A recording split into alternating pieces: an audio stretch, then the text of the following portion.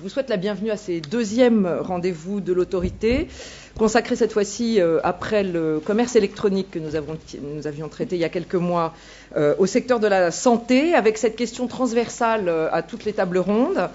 qui consiste à se demander jusqu'à quel point la concurrence doit organiser ou réguler les relations en matière de santé. Alors, si on s'intéresse aux médicaments, les autorités de concurrence nationales et communautaires ont en rayon, si je peux dire, un certain nombre de contentieux qui intéressent principalement la concurrence que les génériques livrent aux médicaments princeps. Alors, du point de vue de l'autorité de concurrence, on pourrait dire, et les efforts déployés à contrario par les laboratoires pour retarder l'arrivée sur le marché des médicaments génériques qui leur font évidemment, qui leur livrent une concurrence très sévère. Ce sera le sujet de l'une des tables rondes de la matinée, la première. Par ailleurs, si on se tourne vers les professionnels de santé, alors là, on a toute une série de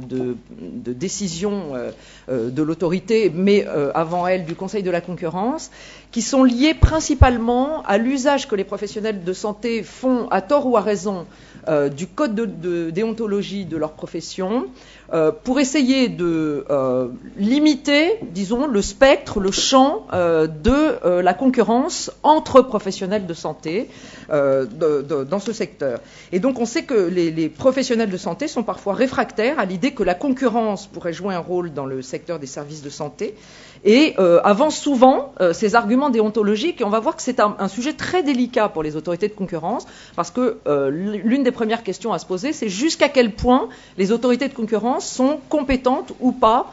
pour s'intéresser à ces questions. Troisième pilier fondamental, enfin, des acteurs du système de santé, les assureurs, dont on voit aujourd'hui qu'ils sont à l'origine d'un nouveau mode d'organisation des services d'assurance santé qui pourrait avoir des effets extrêmement structurants sur le secteur. Je pense par exemple à l'organisation des réseaux de soins dans lesquels les assureurs recrutent d'une certaine manière des professionnels de santé, ceux-ci s'engageant à une certaine modération tarifaire en faveur des assurés qui se rendent soit dans leurs officines, soit dans leurs magasins. Je pense par exemple aux opticiens qui sont le sujet d'une affaire que nous avons eue récemment à l'autorité. Alors, ce qu'on voit, c'est que dans tous ces cas de figure, qu'il s'agisse du médicament, des professionnels de santé ou du fonctionnement du secteur des assurances santé, on est toujours à la frontière entre politique de la concurrence et action des autorités de concurrence d'une part, et d'autre part, politique de santé qui peut se trouver en conflit avec la politique de la concurrence ou au contraire aller dans le même sens que celle-ci en essayant de favoriser la régulation du marché par des processus concurrentiels. Alors, pour aborder ces trois questions, trois tables rondes donc ce matin, précédées d'une mise en perspective par Irène Luc, chef du service juridique de l'autorité de la concurrence. Irène va retracer les enjeux, le contexte de ces questions que je viens d'énumérer et la pratique décisionnelle du Conseil et de l'autorité qui lui a succédé dans ces trois domaines.